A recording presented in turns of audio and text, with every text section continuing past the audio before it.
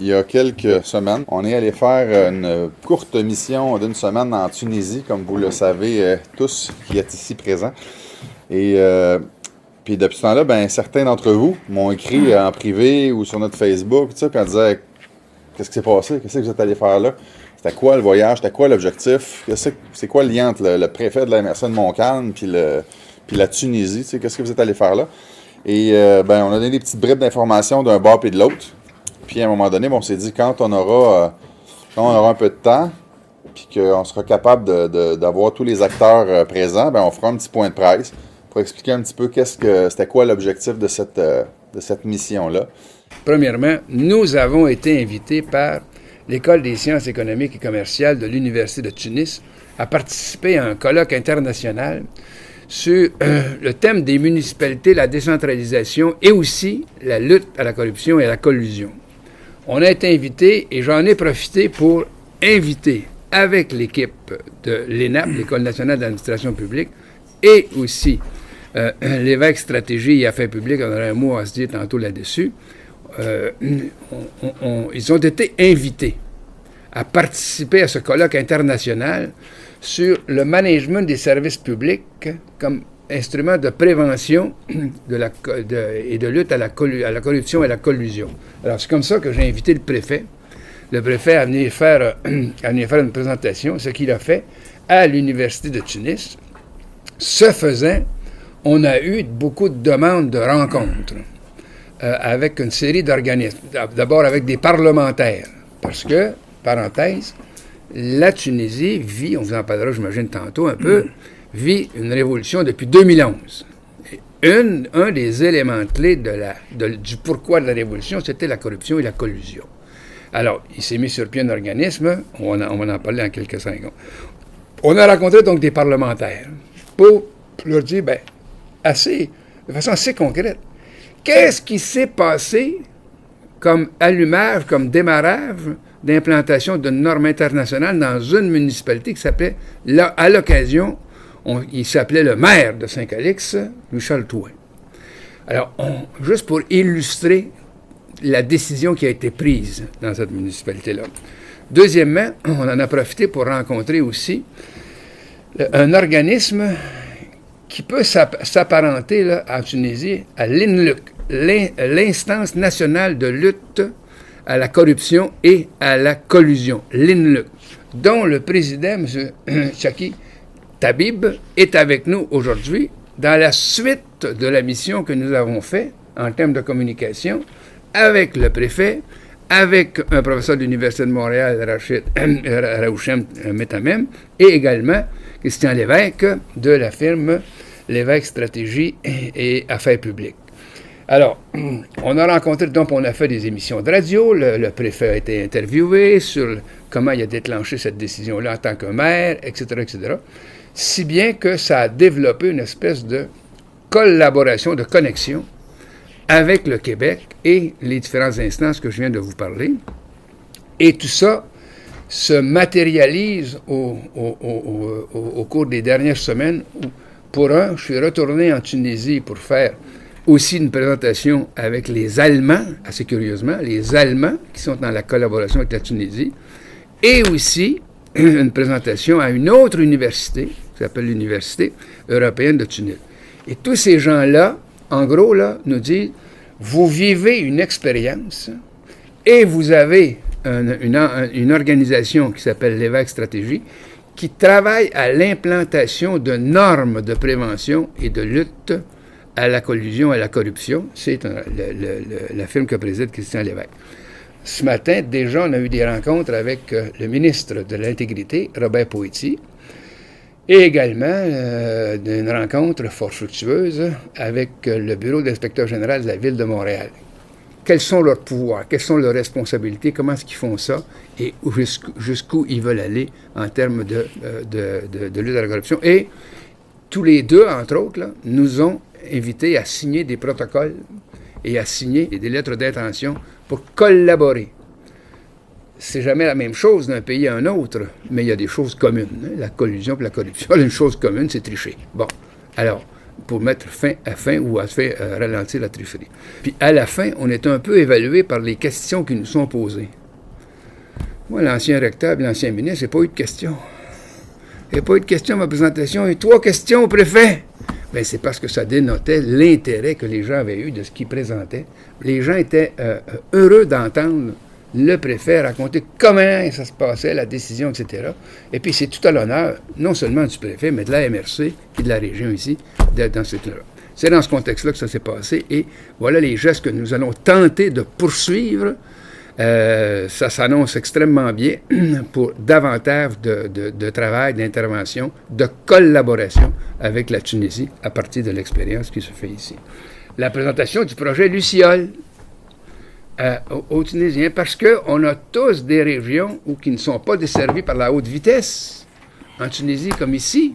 Et puis, quelle est la formule, je vais appeler ça comme ça, coopérative qui marche, qui fonctionne, qui s'implante? Le projet Luciole. Les Tunisiens ont été fascinés par l'exposé de qu'est-ce qui s'est décidé ici, puis qu'est-ce qui est en marche pour l'accès à haute vitesse, parce que c'est ça, la vie moderne, elle est celle-là. Hein? On ne fait plus d'autoroute, on fait moins d'autoroute, à part la 19. Que la véritable autoroute, maintenant, on l'a bien compris ici, et en Tunisie aussi, c'est l'autoroute de l'information, c'est le numérique. Alors, ils ont été fascinés par cette expérience-là aussi, auquel le préfet a fait référence dans ses présentations à l'Université de Tunis. Vraiment en pratique, comment ça s'est passé là-bas? Parce qu'à la base, il y avait 2 choses. D'abord, pourquoi j'ai été là-bas parler de gestion participative initialement? C'était ça, le premier mandat pour moi, c'était ça, parce que j'ai pris un cours, évidemment, comme vous savez, à l'ENAP, et Rémi étant mon professeur à l'ENAP, le dernier cours que j'ai pris avec lui, c'était sur la gestion participative et la défense des droits. Et je pense qu'il a bien apprécié le concept du projet Luciole. Ce que j'apprends à l'université, c'est que je suis capable de mettre des théories sur nos pratiques. Je me rends compte qu'il y a des choses qu'on fait, puis ça fonctionne bien, mais on ne savait pas qu'on le faisait. Parce qu'on ne connaît pas la théorie qui explique le cheminement. Et j'ai compris que j'ai mis beaucoup de projets en place en gestion participative. Par exemple, la SPCA, que vous savez, qui est composée d'un conseil d'administration d'élus et de non-élus. Le rendez-vous de la grillade à Saint-Calix, c'est composé d'élus, de non-élus. Le projet Luciole, c'en est un autre. Depuis plusieurs années, on se rend compte que les projets qui fonctionnent bien, c'est souvent des projets qui sont composés de conseils d'administration, des parties d'élus et de non-élus. Et c'est à la base un peu de ça que j'allais parler initialement à l'ESSEC. Mais finalement, puis il y avait aussi un deuxième volet qui était aller parler de la norme ISO 37001, Management Anticorruption, parce que vous vous souvenez sûrement qu'il y a 2 ans, à peu près 1 an et demi, on avait été la première municipalité au Québec à annoncer qu'on enclenchait cette démarche-là, parce que Saint-Calix voulait être la première à être accréditée à recevoir la norme ISO 37001. Fait que, bref, on s'est rendu là-bas et honnêtement, je croyais vraiment que ma semaine était pour être assez tranquille. Donc, on aurait eu une présentation à faire pour parler un petit peu de management anticorruption, puis après ça, une semaine, une présentation à faire pour parler de gestion participative. Puis le reste, on aurait eu du temps pour visiter un peu Tunis et la Tunisie en général. Ça s'est pas passé comme ça. Ça s'est mis, les rendez-vous se sont mis à débouler là, d'un jour à l'autre. Après avoir parlé un peu de management anticorruption, on s'est rendu à l'INLUC, où est-ce qu'on a fait la connaissance de M. Tabib. Par la suite, on est allé rencontrer les gens de l'ONU là-bas, là, madame. Le PNUD, là. Le programme de l'ONU pour le développement. Donc, on a rencontré cette personne-là. Le lendemain, on s'est ramassé à déjeuner avec Kamel Ayadi, qui est un ministre là-bas. Par la suite, Kamel a dit, écoute, ce serait intéressant que vous ayez rencontré des gens à l'Assemblée nationale. On s'est ramassé à l'Assemblée nationale. On s'est ramassé à la Radio nationale là-bas avec Anis. Donc, écoute, ça s'est mis à ma semaine de repos. Finalement, ça n'a pas ressemblé à ça. Mais ça a amené à quelque chose d'intéressant, comme vous pouvez constater. Ce que Rémi disait tantôt, c'est qu'aujourd'hui, ce matin, il y a des projets d'entente là, qui sont sur la table, entre une collaboration entre le Québec et la Tunisie. Puis, cette collaboration-là est née de cette mission-là, de ce 7 jours-là. Je suis pas mal fier de ça. La Tunisie a entamé une révolution en 2011, une révolution contre un régime que les Tunisiens qualifiaient de mafieux, de corrompu. Et donc l'une des revendications de la révolution tunisienne, c'était justement de construire leur pays, leur administration, leurs institutions sur les bases de la bonne gouvernance et de la lutte contre la corruption. Donc, c'est la raison pour laquelle a été créée notre instance, l'instance que je préside. Moi, je suis avocat de formation, j'étais même journaliste pendant 6 ans. Par la suite, je suis devenu avocat. J'étais le bâtonnier des avocats de Tunisie. On a un barreau national. Et en 2013, j'ai eu le privilège de conclure le premier accord de partenariat entre le barreau de Tunisie et le barreau du Québec. Je suis président de cette instance, l'instance nationale de lutte contre la corruption, depuis janvier 2016. C'est une instance qui a été constitutionnalisée, c'est-à-dire inscrite dans la Constitution depuis janvier 2014. Donc, en bref, ce qui nous intéresse au Canada et au Québec.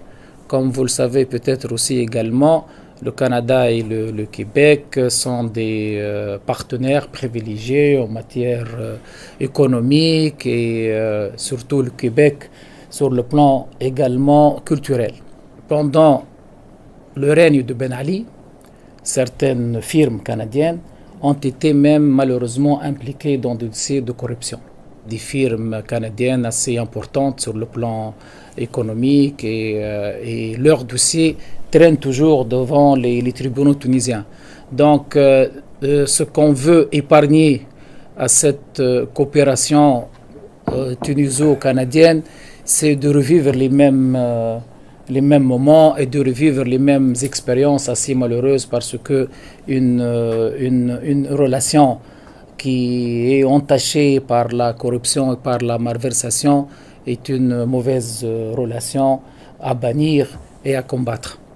Donc c'est la première raison qui nous fait qui nous intéresse du côté du Canada, qui nous intéresse également nos autres partenaires privilégiés comme la France, comme l'Italie, comme les États-Unis, comme l'Allemagne. Tous ces pays ont été à un moment donné du temps de Ben Ali, donc avaient certaines firmes de ces pays avaient des dossiers de corruption, de malversation, mais c'est l'une des raisons essentielles qui nous pousse à essayer maintenant de renouer des relations basées sur la coopération, basées sur la bonne gouvernance et basées contre la lutte contre la corruption.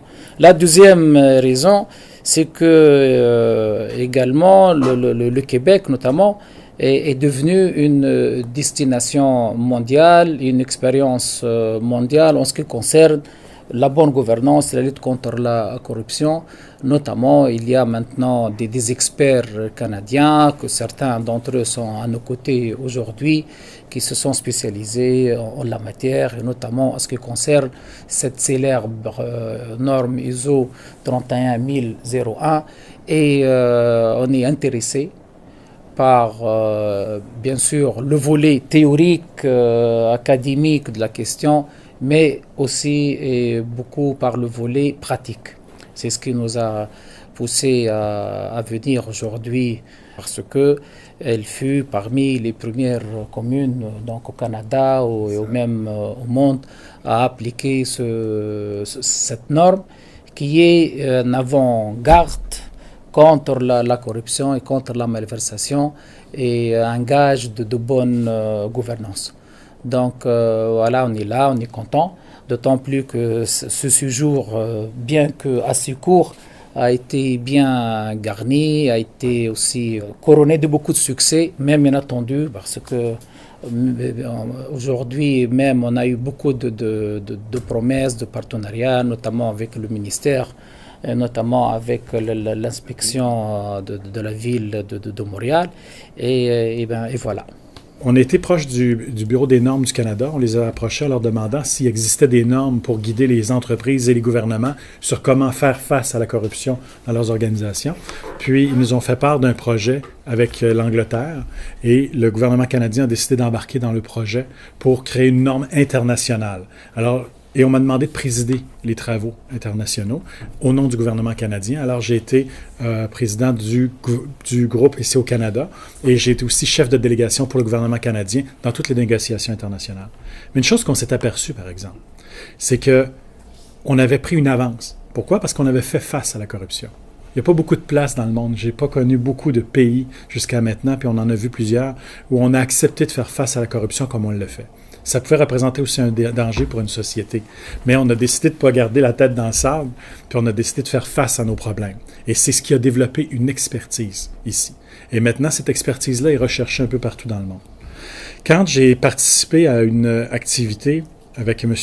Rémi Trudel, on est allé à Washington. On est allé rencontrer des gens de Radio-Canada à Washington. On est allé s'informer sur le monde politique de Washington. Et c'est dans ce contexte-là où j'ai rencontré M. Louis-Charles Thouin, qui était un étudiant de M. Trudel, et que je lui ai parlé que je participais à ces négociations internationales-là, puis tout ça. Et il s'est aperçu à un certain moment donné que la norme ISO 37001, après 3 ans, allait maintenant être sortie et publiée. Puis il a dit, moi, j'aimerais ça faire partie des premières communes, des premières organisations à pouvoir avoir la norme ISO 37001. Et c'est dans ce contexte-là qu'on a commencé. Et lui, il a été un peu le tremplin pour maintenant 11 municipalités ici au Québec qui travaillent avec notre organisation pour mettre les meilleures pratiques. Mais je rappelle tout le temps que, voilà 1 an et demi, la norme n'existait pas. Il a fallu adapter cette norme-là, qui était plus pour les entreprises, au monde politique. Alors, on a un gros défi que de s'adapter avec les organisations, les municipalités, qui n'ont pas les mêmes intérêts qu'une entreprise. Alors aujourd'hui, après avoir fait des conférences à l'OCDE à Paris, après avoir fait des conférences au Tribunal de la paix à La Haye, après avoir participé à des projets à l'ONU avec Raouchen et M. Trudel, après avoir maintenant collaboré avec la Tunisie, puis on continue notre développement. J'ai fait une conférence dernièrement à Ouagadougou. On est en train de développer une expertise internationale à partir des bases de où nous, on a décidé de faire face à la corruption. Et cette expertise-là grandit de jour en jour à travers toutes les expériences qu'on a soit avec les municipalités ici ou avec toutes les grandes organisations internationales. Ça ne peut pas marcher s'il n'y a pas un signal qui vient du premier niveau. Et c'est pour ça qu'en Tunisie, Témoin et ailleurs, ça a marché. Ça veut dire ceci, c'est qu'il va y avoir toute une série, donc il y a 350 municipalités, quelques en Tunisie, qui vont avoir et l'occasion et ou à saisir l'opportunité de est-ce qu'on implante ça ici? Et il faut qu'il y ait des exemples à travers le monde. Ben c'est ça. C'est ça l'exemple qu'on voulait donner. Et je vais vous dire que ça a marché. Et depuis ce temps-là, les demandes continuent d'arriver pour aller faire d'autres formations, en particulier pour les gens qui seraient élus le 6 mai.